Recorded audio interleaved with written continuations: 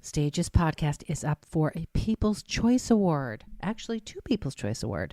Best Female-Led Podcast and Best Podcast. So please go and log on to podcastawards.com and you'll find us in the top 2 categories. Voting ends July 31st. So log on now.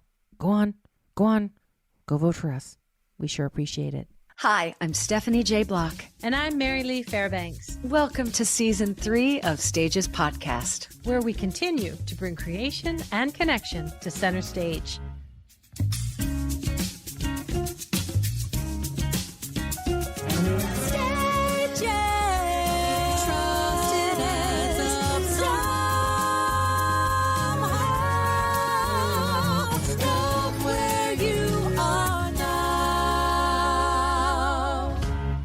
Today, we're talking to an amazing actress.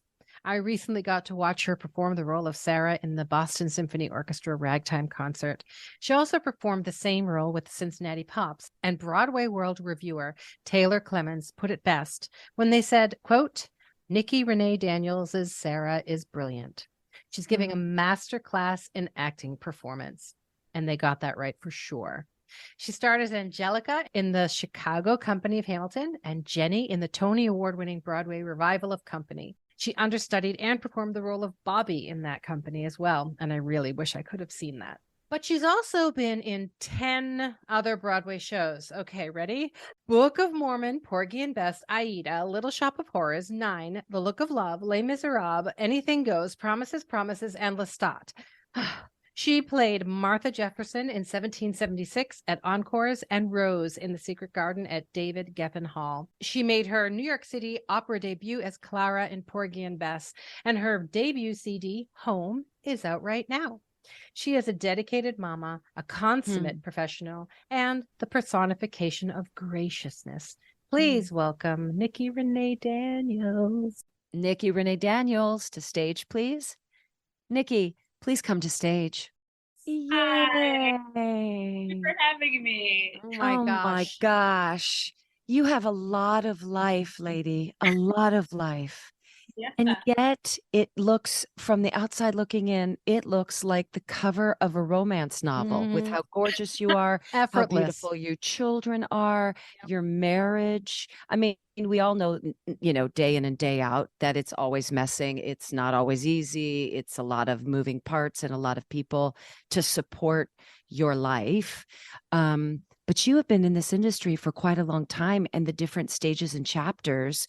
So this could take the entire hour, but can you speak a little bit about, being a single woman and being in this industry, and then adding on a husband and a partner, and then adding on children, and what that kind of looked like, or maybe lessons that you learned along the way to make it all function as you do? Yeah, I mean, I still can't believe it was funny being in Cincinnati doing ragtime, because I went to college in Cincinnati and a lot of the students were in our production. Oh, that's Looking at great. them, and I was like, this is half my life ago that I was one of these kids, Yeah. Now here I am, and it all seems like it's gone so fast, of course, but to hear you like spout off my resume and everything, I realize it's been quite a journey. As you said, when you move to the city, brand new, straight out of college, laser focused, at least I did, because I majored in musical theater and I had seen the people ahead of me and what they were doing. And so I had sort of a path a little bit that I could see and say, oh, I could be that, I could do that, I could do this career path. And so to start off as a single person, you can be just singularly focused on what you're doing, on yourself, on your sleep, on your on your auditions, being as prepared as you can be and all that. And then you add in a husband and you own property and your goals become slightly different, less about becoming a star, more about like, how can I save for retirement and like just be a working actor and get my health insurance and all that sort of thing. And then when you have kids, it's just a whole other thing, as you well know, because it's really not about you anymore, especially in a business that can be so self-centered and self-focused. You just have to fit it in almost amongst all the other stuff that Right. precedence. And in a lot of ways, I feel like it made me a better actor, a better performer when I wasn't so singularly focused on it, because you just have perspective, I guess. Yeah. Which is not Yeah. to say that there's not a meaningful life unless you have children and a family. But when you do have children, they have to be your main focus. I mean, tell me one of your most joyful memories from when your children were really small. And tell me one of the biggest challenges that surprised you. I mean, for me, it was I did almost everything I said I'd never do. I will never do that when I'm a mother. Oh, I did all of it, almost all of it.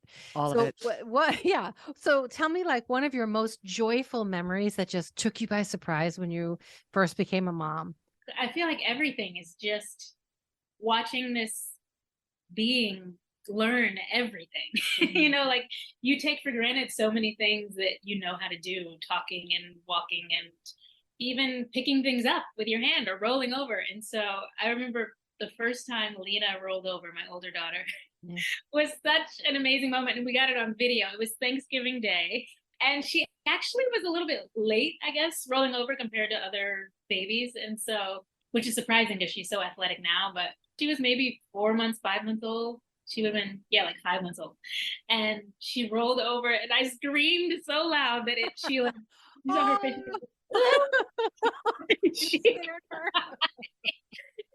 And her legs were like moving, like, what's happening? What's happening? And I was like, no, I'm so happy.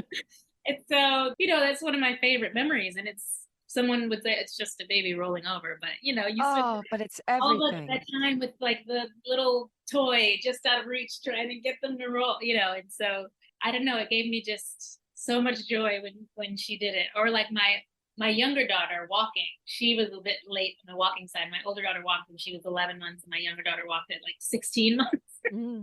Like she was content to be carried everywhere, and she's still. But yeah, the first time she like stood up and like took those steps, oh, it was just so good. It's just the best. Like you'll never forget.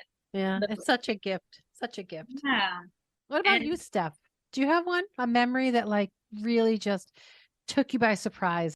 I will say this. When I was pregnant, my sister always would say, oh, my sister has 5 children. You're just going to feel like such a vessel, like such a life-giving, Mother Earth. Everything falls into place when you're pregnant. Okay, that did not happen to me. I was just like, okay, I know what I'm doing is important. I am making a human being in my body. I don't even know how to explain how I'm feeling, but I know that I'm not the peaceful Earth Mother life vessel that my sister was trying to explain. But then I gave birth and I could stare at her for hours and hours and hours. And one thing that still Vivi does, and I hope she holds it for the rest of her life, is right before she smiles, her eyes will twinkle and smile first. And that's something that, how you can't plan for that sort of mother-daughter understanding. And that little telltale. I remember Seb was little. So, I mean, he was breastfeeding. So he didn't have teeth. So, I mean, that's pretty young. And I could feel him staring at me. So I looked down at him. And when I looked down, he just moved his eyes off to the side, like not looking at me. And I thought, oh, that's so funny. So I went back to the TV and I felt him staring at me again. So I looked back down and then he turned his eyes again. I was like, oh my gosh. Is he playing a game with me? So then I looked back at the TV and real quick, I looked down really quick and caught him.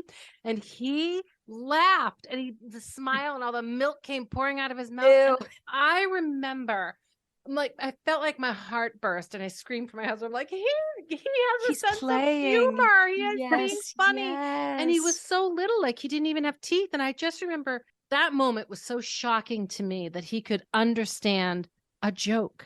At that age, that moment, he just became like this little funny human to me. And I that was it. I was like in love with being a mom. And I went to a couple of auditions and I remember thinking, I used to get so, nervous and afraid when I would go in. And then once you have a kid, you kind of know what real fear is. And you go, well, this isn't scary. I mean, it's a little nerve wracking, but this is not real things to be afraid of. It does. It shifts your perspective. It's almost a respite. Very much. You go, I get to sing for 3 minutes at this audition. and talk to, adult human beings that understand creativity and art. In the course of my day, those 3 hours at the theater are really the most predictable, are the most, even though lots of things in live theater can go wrong, somehow you're like, oh, I understand this rhythm. And in life, you're like, I'm not sure if I'm doing this right. That sort of scripted, unscripted experience of those 3 hours in the theater, it is a breath. Yeah. A solo subway ride where you can play Candy Crush or listen to the music you want to listen to, or, just that 20 minutes from home to the theater is like, feels like some sort of break, and it's in a lot of ways when you have a young child, it's I don't know how we keep the energy of having with being with a baby all day and then leaving to go to the theater, but somehow when you get in front of the dressing room lights, something, that second wind just kicks in and you do like you said, what you know how to do. And it's a nice little break, a nice way of remembering who you were before you had kids. Yeah. I remember the most stressful time when I was in the Book of Mormon was when we were potty training my older daughter. I had so much anxiety in my chest just from is it too soon? Are we forcing her to do this? I was so much tension. That was the hardest week I had at the Book of Mormon was being I bet. Yeah.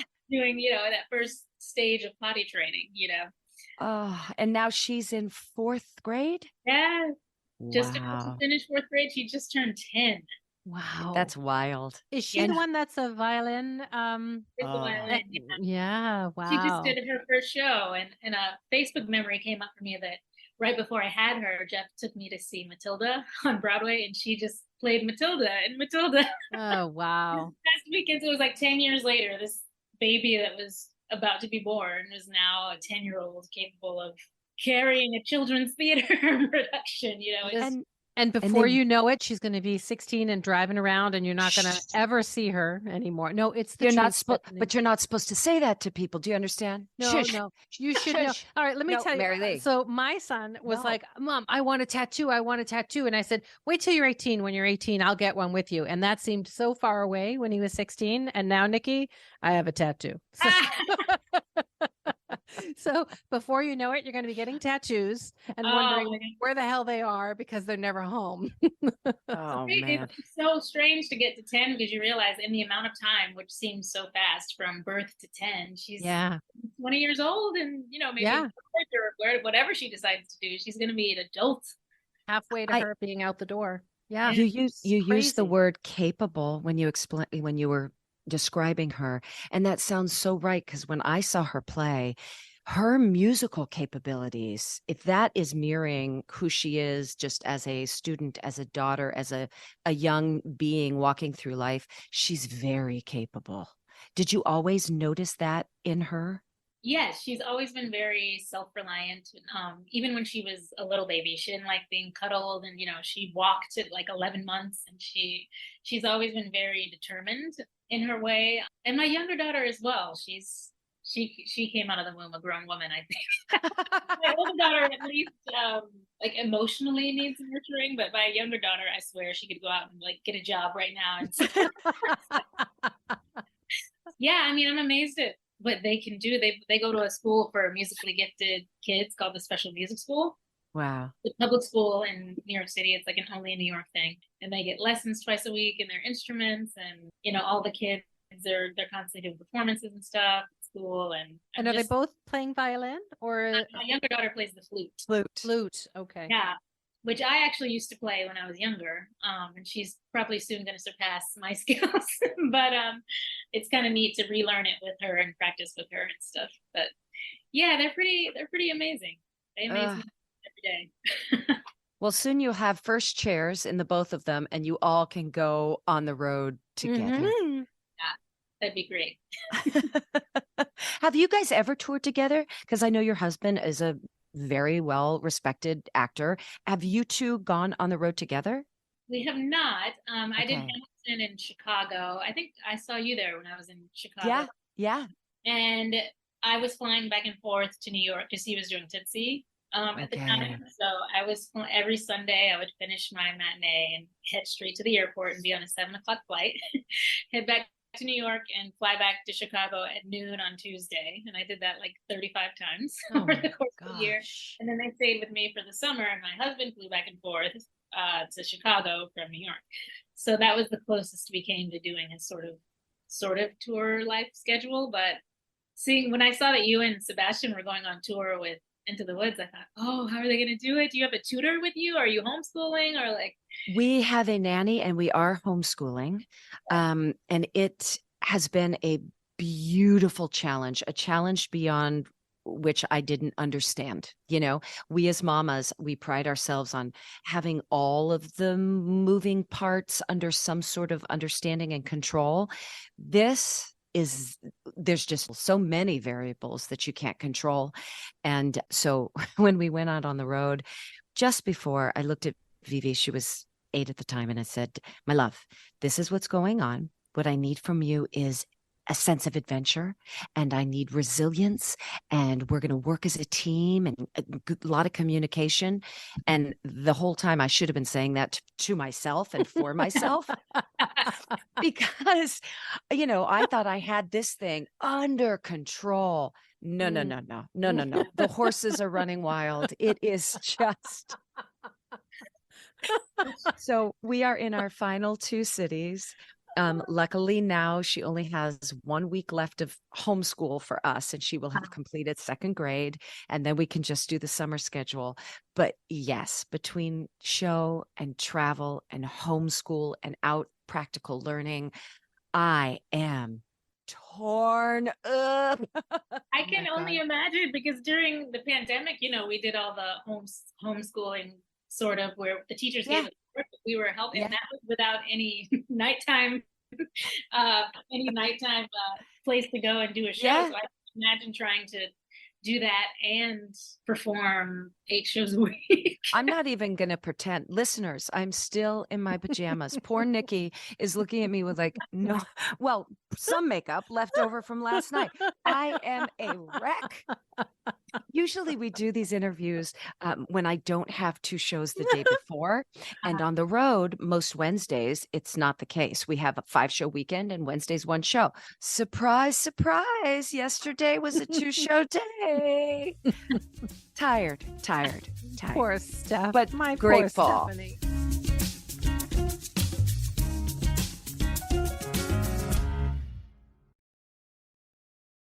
So I want to talk a little bit about Company, which was such a wonderful show. It was a wonderful show. And originally you were in the role of Jenny.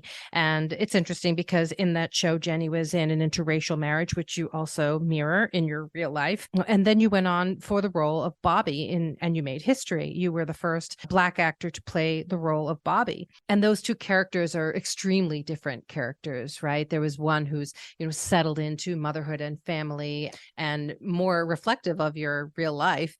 And then there was Bobbie, who's sort of single and confused about her future choices and unclear. So tell me a little bit about playing those 2 characters. Well, first of all, doing Company, Marianne Elliott, I just have to say, is such a brilliant director. if you get a chance, she is just the best. I learned so much working with her. And as far as playing Jenny goes, Fitz and I didn't really discuss the whole interracial marriage aspect of it. Actually, in the first pre-pandemic run, we did like 9 previews before everything shut down in 2020. Yeah. But actually, when we came back, we did discuss how we fit as an interracial couple, and also with Bobbie as part of the equation in our scene. If people don't know the show, it was sort of like a weird energy of, is my husband flirting with her? You know, Black woman sort of on the outs of that whole situation.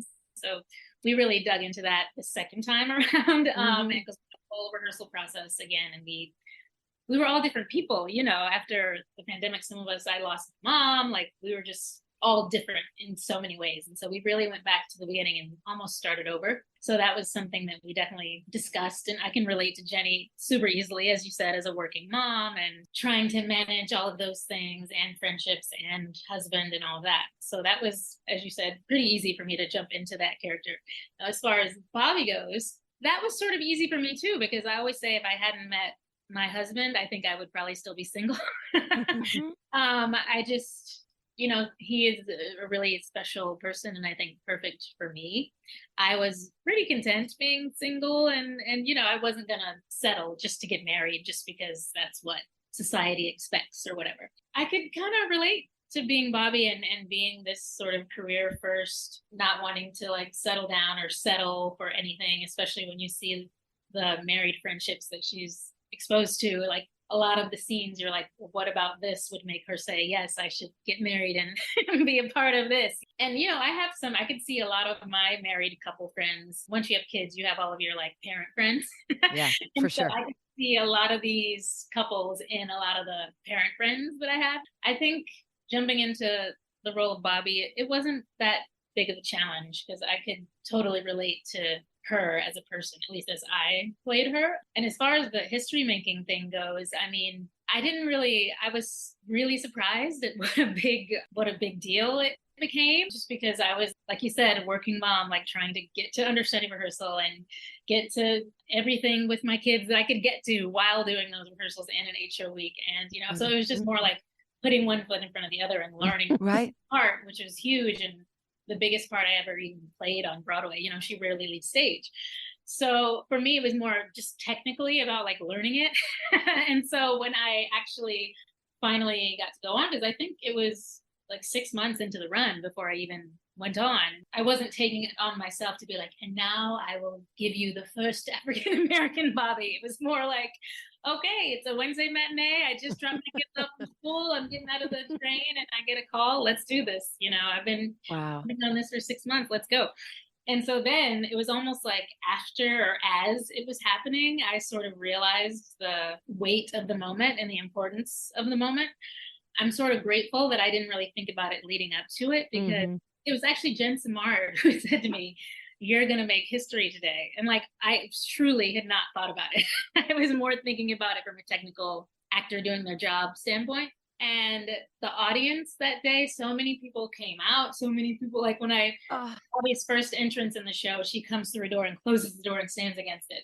And it was just like screams of support, waves of love coming my way. And someone said, all right, queen.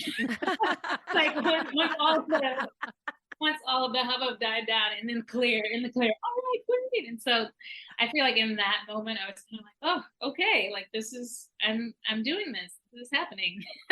So then I kind of like realized what a moment it was. And especially after the show, seeing so many young Black women at the stage door, just being like, I had to drop everything. I had to see this. I've never seen a Black person leading a Sondheim show on Broadway. You know, they hadn't. Maybe there has been in the past, I can't think. But they dropped everything because they wanted to see me and feel that representation. Yeah. Also, as the week went on, it was a COVID domino week. Like more and more understudies kept coming in. And by the end of the week, most of the understudies are people of color. So by the end of the week, like it was like me and Patti LuPone and my 3 Black girlfriends, you know, in the scene. Like Bobbie went to Howard, you know, it was just like we were all there.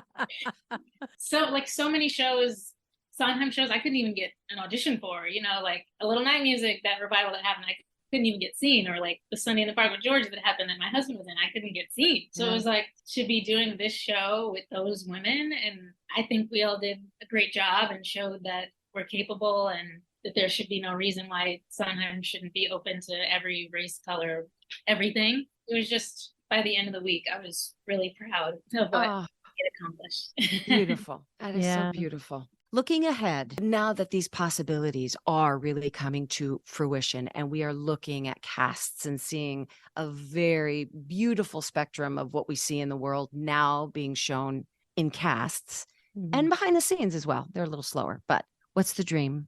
Oh gosh, I mean, I would love to create something new. I mean, isn't that what everyone wants as an actor? Yeah. I think I've done a lot of revivals and replacing, which has been great. There's something to be said for being in a room, and I was just doing a reading like a few weeks ago. I don't know if anything will happen with it, but just like on the spot, someone changing the key because it fits my voice better, or you know, or talking about why is the character doing this way. I don't know if that makes sense to me. and like sort of shaping something is just really exciting. And I hope that I can do something like that. Just the idea of getting in on something at the beginning of the process and sort of having a say in how the role is shaped to me. And I think the older we get, that's more of the goal. Just like you know, now the goal is sit me at the table. Let's have a conversation about it. I'd love to put in my 2 cents about what my walk in life can add to this piece that you're making. That's most of the creative fulfillment for me is always in the rehearsal space, you know? And so when your voice is actually being heard and it's being infused in the piece, and then it lives on, there's a beautiful legacy there, knowing that your thoughts and creation went in. It went into the building. That's right. I think that comes with age too. You're more pliable as a woman when you're young, and and you just want to work. And I think we're taught to be pliable when we're little. And I think as we get older, we're sort of like, you know what? I want my opinion, my voice, my thoughts out there, and to be a relevant part of what I'm building. So we have so much practical learning now. We have so much practical knowledge that what we're bringing to the table does have a lot of worth because we can back it up with the receipts. Yeah. We've and lived this for life. Me, exactly. For me, it's more, I have more confidence now in what I think and say and do because I've been faced with so many more challenges and interesting things that I never thought I'd be faced with. And then you realize that you do have good instincts, or you do have the knowledge somewhere inside of you that you can start trusting yourself more to speak up and say what's on your mind. Yeah. I think that's right. Because I think we always have the instincts. Yeah. I bet we could all look back in our 20s and say, my belly was telling me, regardless of whether it was an artistic endeavor or life endeavor, my belly was telling me something, but I didn't trust that voice inside there. Yeah. So then it's us as women going, no, I trust that voice now. It has been proven in so many ways that I can actually let the world know that what's inside is at least my truth, It's really interesting. My mom is, I can't say her age, she'll kill me, but she's up there, and she's really a remarkable older lady. She tango dances once a week. She takes a COVID test and hires a professional tango dance to dance with her for a few hours. She's a docent. She's always learning. She's been on her own since her 40s. My parents got divorced. She was in her 40s. And I said to her, Mom, when you look at the life that you have built since your 40s, what you have accomplished on your own, if you had the options in life that I had, you would be running the museum. You would be a professor of art history. You would have been a professional tango dancer. You could have done so many things because her generation, you barely even got to go to college in her generation. And so I think now if the next generation of girls, like if your little girls, Nikki, start to find that voice at 25 instead of 45 or 55, where they sit at a table and go, no, I have something to say. And it is valid. Every generation, the women get to take more strength back and have a voice more. At least that's what you hope, And what we were talking about with the theater and how it's only until recently that it mattered if you were black or white to tell a story. I think it's so important that we produce plays that tell the story of being human. And it doesn't matter what color the person is who's on the stage telling it. It shouldn't matter. It should just be the human story. And when we all find each other's humanness, that's when the world starts to be a better place. Yes. Yeah. I just read, was it this morning? I was looking on something and there was a clip of a Japanese cast in Japan doing Fiddler on the Roof. And to my eyes and ears, of course, it looked a little foreign. It sounded a little different. The lyrics, the meter of it didn't line up the way I'm used to hearing the score. And in the interview, the Japanese company and artistic director said, does this even work in the United States? Because it was so attuned to their traditions and their understanding of family that they didn't even think it would work in the United States of America. And of course, they were like, no, it was written for and in here, the United States. So that sort of story is so universal. Now, like you're speaking to the human aspect of it. Yeah, people said that about Company. Like, can you do it with a female Bobbie? And then you had young women coming to see the show that was like, how is this done with a man? Done with a man. Exactly. Exactly. Yes. Yeah. Yes. or a beautiful gay couple getting married. Exactly. That wouldn't have been told, 10, 15 years ago. And now you see it and it just warms you going, oh, that's my brother, or that's my best friend, or the sort of, understanding now is so deep to all these new avenues of humanity that we just were turning our head away from. It feels really exciting, especially in a time where there's been so much division, so much us against them. So when you start to see the unification of these things where you just see each other's humanness, that's, oh God, you just say, oh, please let it keep going in this direction. And I think that's what's so important about the arts. Yeah. Well, I can see it in my kids, the way that they talk about the world is just in a completely different and more open way than we ever did. Like if we're talking about a friend of ours and she'll say, oh, do they have a husband or wife? And it's like, they see it as like, oh, if she's a girl, she must have a husband, or if she's, you know what I mean? And it's like, they're just way of seeing everything is so much, they're just open to like whatever the possibility is, and they go with it.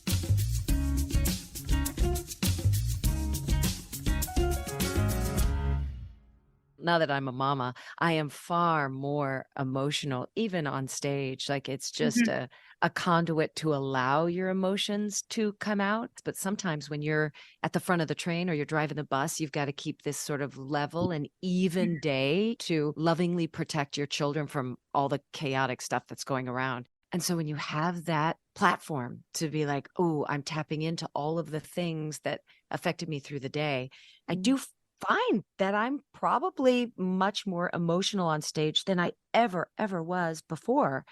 And it seems healthy to me. James Lapine would disagree. He hates it when an actor cries on stage. He's like, really? It's like, you've got to let the audience feel their authentic response. So don't feed into that. Do everything you can to like hold it back. Most of my note cards during falsettos was, don't cry at the bar mitzvah. Don't cry. Stop crying. Stop crying.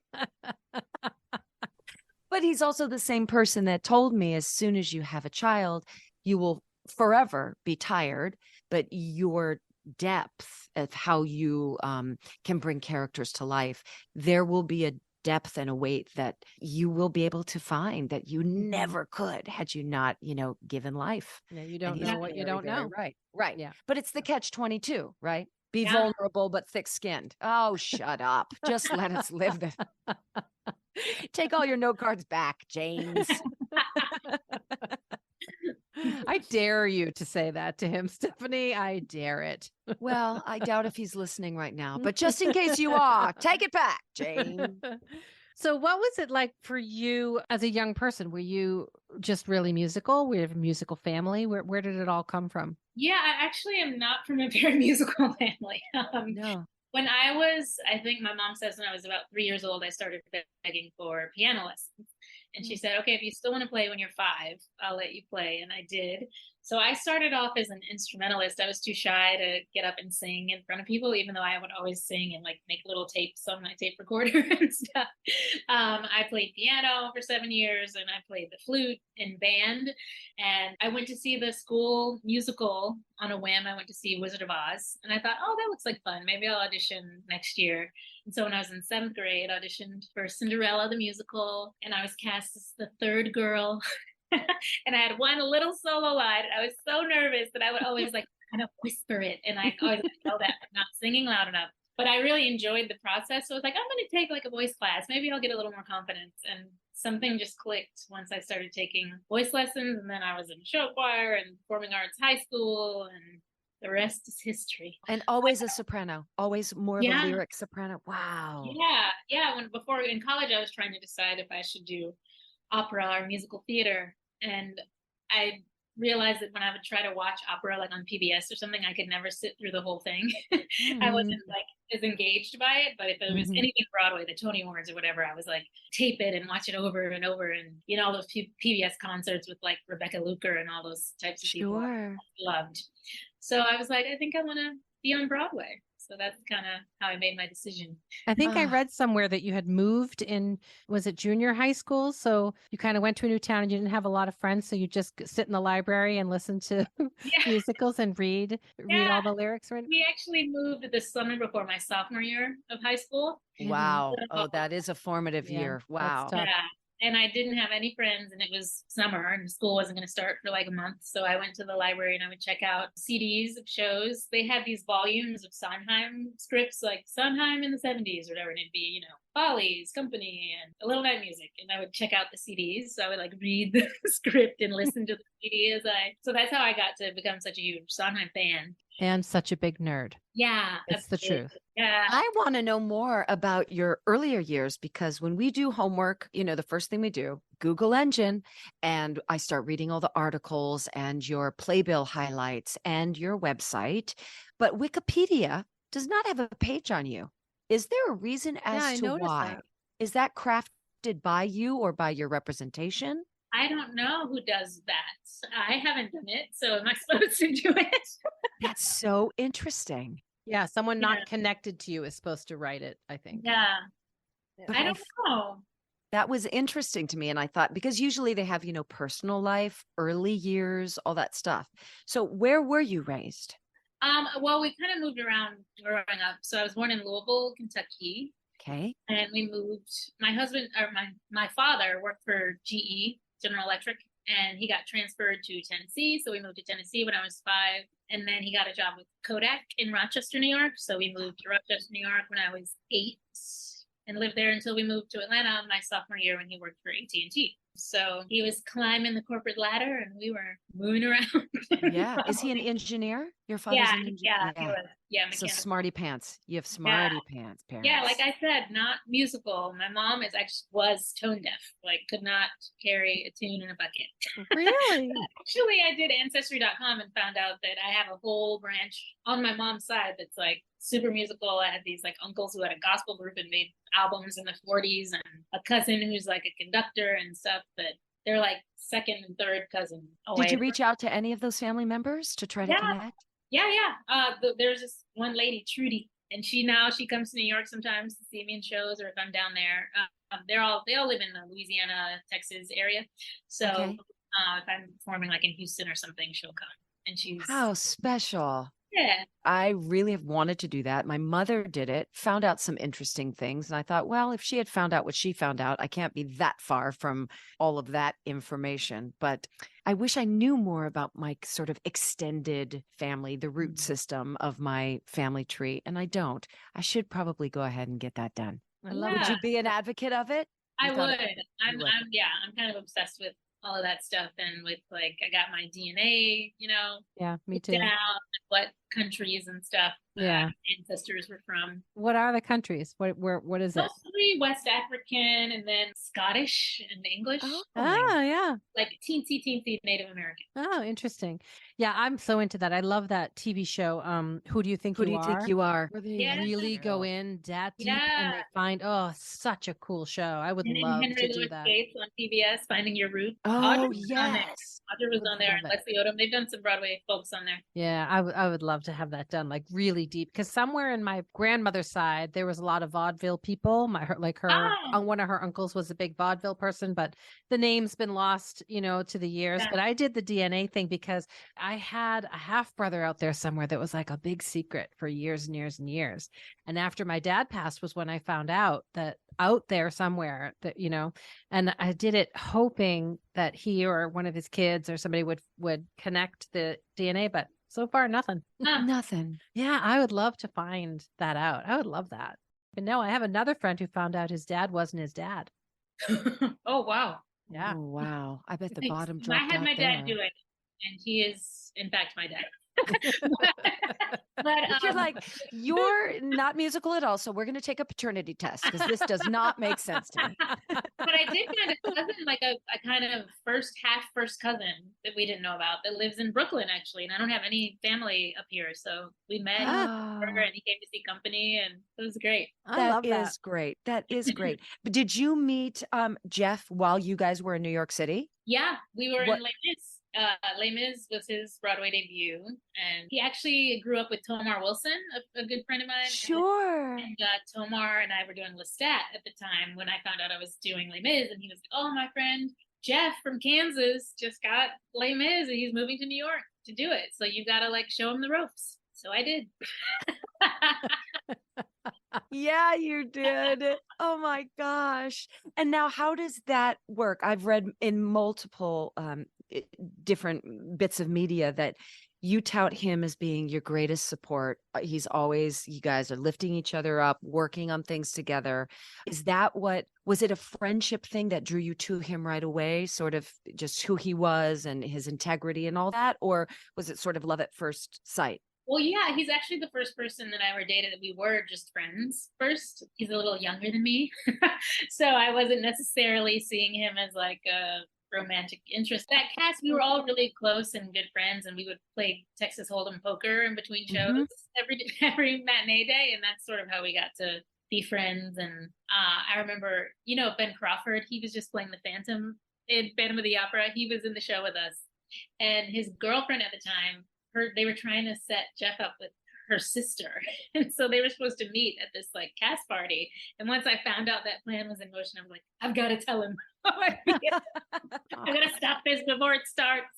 So I like confessed that I, really liked him, and was like, what is this thing between us? Like, can we explore this? And so that's sort of how we got together. How many shows have you guys done together? Broadway shows, Just Les Mis, and then Company, where we got to play husband and wife for like 2 weeks. Oh my gosh. Yeah, and he was sort of an emergency COVID understudy. He had auditioned for the show, and around after we opened in December of 21, a bunch of people started getting COVID, and they realized they didn't have enough male coverage, so they just called him and offered him to come in. So he understudied on all but one of the male roles. He learned 10 out of 11 tracks or something. Oh my gosh, that is a special gift. Yeah, that's a lot. Even the temperament to know that your phone could ring at any time and say you're going to be on for one of these, numerous roles. Yeah. That is truly a gift. I don't think I have the constitution, and I've been an understudy, I've been a standby, I've done that, but to know multiple roles and just be ready to jump in at a phone call's notice. Yeah. Woof. Don't have the constitution. No. It was a lot. His script, he had markers. He couldn't even use highlighters because he needed more colors. Oh my So he had markers. And actually, when our two daughters came to see me go on for Bobbie, we thought they were just coming to see me. And then like an hour before the show, he got called to go on for Paul. So they just got to see both of us in roles in the show instead of just me. So I know that growing up, Audra McDonald was one of your heroes. She was one of your idols, and now I know you're really good friends. So how did that meeting happen? And that must have been amazing. So yeah, I actually first met Audra when I was in college. I went to see Marie Christine. I'd gone to see Ragtime a couple of times and missed her, but a friend of mine, I'd done summer stock somewhere, and someone was on the stage management team, so they got me backstage to meet her after Marie Christine, and I got to take a picture with her, and it went up on the wall, when I was in college. I mean, when I was in high school and I got the carousel recording, she was like the only Black soprano that I had seen, like in that current time. She was my North Star. It was like, if she's like paved the way for people like me, I feel like. And now for, a Black Christine in Phantom of the Opera and a Black Glinda in Wicked, and those things weren't even possible when I first moved to the city. Like I remember trying to get an appointment for Glinda, and they were like, there'll never be a Black Glinda. And they looked at it like it was, of course, not a big deal if that's just the way it is. And so to now see it coming to fruition, it's just amazing, which is part of why going on in Company was so special, and getting to see those girls and to know that they're going to carry the flag forward. Because when I was coming up, I feel like Audra was one of the only examples, maybe Carolyn Blackwell, but she was more of an opera singer. She only did, I think, Candide on Broadway, but Audra was my example. She still is, she's the best of the best. And so to get to do Porgy and Bess with her was just, I'm getting a chill, like just thinking about it, just getting to watch her do a rehearsal process and to understand what an amazing actress she is, and performer and singer, and to watch her 8 shows a week. Her Wednesday matinee performance is just as full as her opening night performance. Like she's a force. And so I feel so lucky to have gotten to work with her and to now call her a friend. And so to get to do Ragtime, which I got to do once right when I was fresh out of college, but to get to do it again, especially now as a mom, a whole other thing. Oh yeah. Just, when I was preparing to do it, listening to her again and just remembering how I felt, going into college with the concept album of ragtime, listening to her, and to now get to step into that part again was really. Yeah, and you're wonderful in it. Gosh, you're such an amazing Sarah. I actually don't read reviews, so when you read that review, I was like, oh. Oh, but it was a good one. It was a good one. That's worth hearing. All right, we've arrived at the 5 questions, but just before, a word from our sponsors.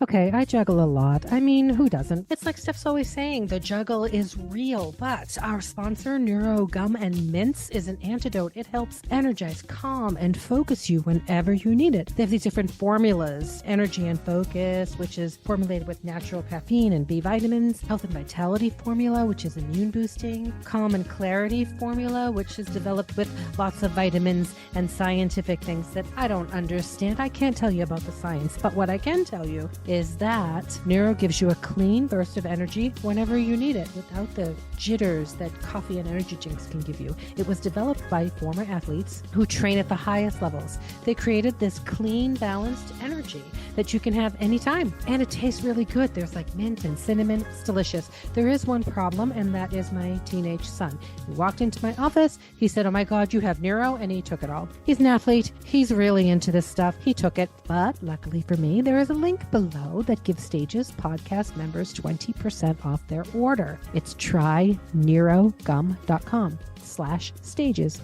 Try NEURO gum.com/stages, or just click the link below. Stages podcast is sponsored by Strip Makeup. I tend not to be very complicated with skincare routines. Truly, if it's too many steps, you're going to lose me. Good news for me, I found Strip Makeup. Strip is the world's most advanced skincare forward cleanser. It removes makeup, but at the same time, it hydrates and balances and replenishes your skin. It doesn't prep your skin for skincare. It is the skincare. One step. It's made with 0 parabens and phthalates and doesn't have any of the 1,400 banned EU ingredients. Strip's skin perfecting formulas remove makeup, dirt, and oil while nourishing your face and delivering a dewy, hydrated look. Strip packs high-powered cleansing and makeup removing formulas into a variety of all these different kinds of systems. They have wipes or melts or jellies, so you can find the strip that feels just right for you. My favorite, the whipped coconut makeup remover. It's like fluffy and soft, like somebody whipped together pearls and silk and cotton balls or something. It's really fabulous and it smells so good. And it leaves my skin feeling really nourished. That one's my fave. So if you want to try it for yourself, go to stripyourmakeup.com/stages. There's a link below, and you get 25% off when you use that link. So go to stripyourmakeup.com/stages or click the link below for 25% off and dewy looking skin. And now back to our episode. You're thrown in jail. We have to call your husband and tell him to come pick you up. What does he assume that you've done to land yourself in jail? Stolen a designer bag.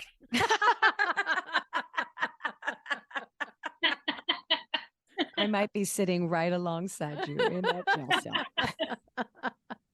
Okay, you can have one superpower. What would it be? To have my children take my advice. Listen to mama. They don't believe me. Not about anything. Children won't listen. Even my daughter, she's doing her first musical, and we're like, not trying to direct her at all, just about maybe you should take a pencil to verse. And she's like, "Oh, Mom, what do you know? 10 Broadway shows. What do you even think you know?" Okay. In the book of your life, what's this chapter called? Settling into myself. Ooh, I Oh, love good. that. Yeah. Love that. All right. Are you beach, mountain, desert, or city? City. She's city. City Yeah. all the way. You did say it earlier in the interview, but I thought, look, if I give her a couple more options, maybe she'll choose something else. Nope. City through and through. yeah, I can appreciate all of those things, but in the end, I want to be on that plane that you look out and you see the city skyline of Manhattan and you know you're home. No, you were meant to be there.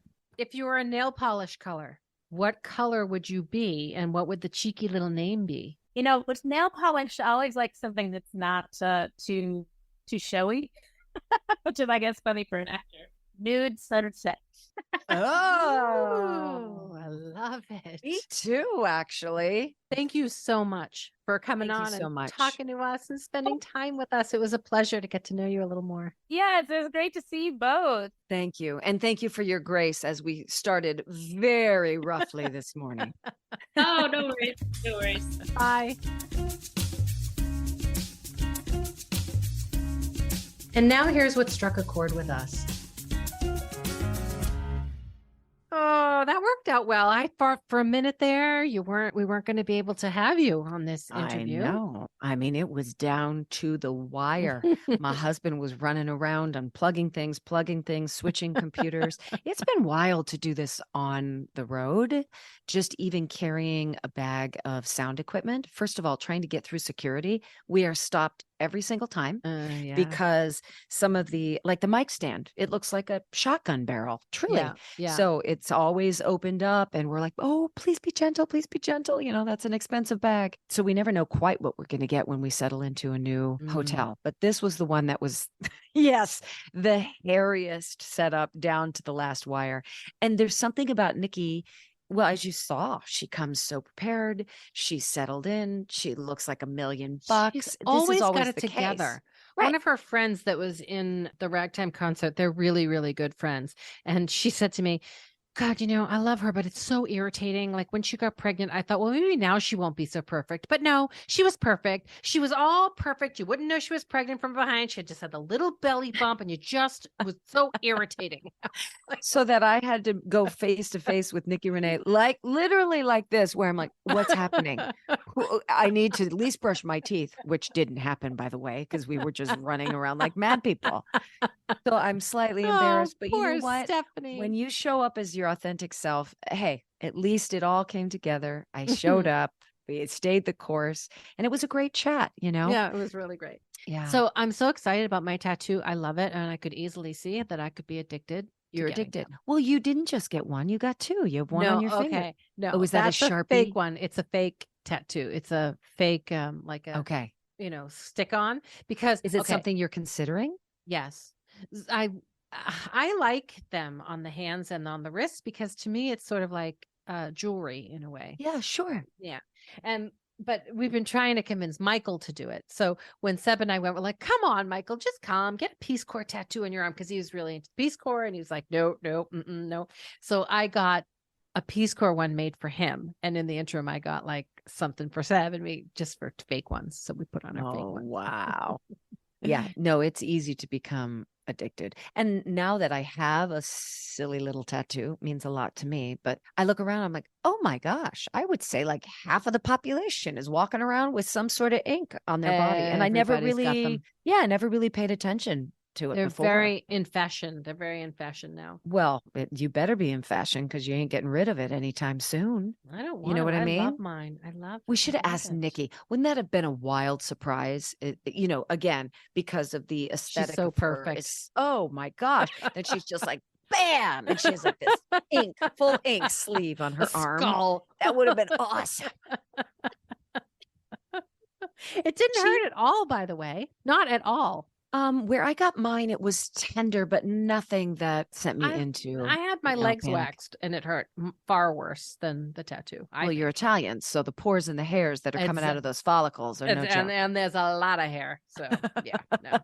That's when true. Nikki was talking about Audra and what Audra meant to her as she was growing up and seeing herself in this industry, did you have sort of a North Star the way she mentioned Audra? Well, when I was very young, it was Barbra Streisand.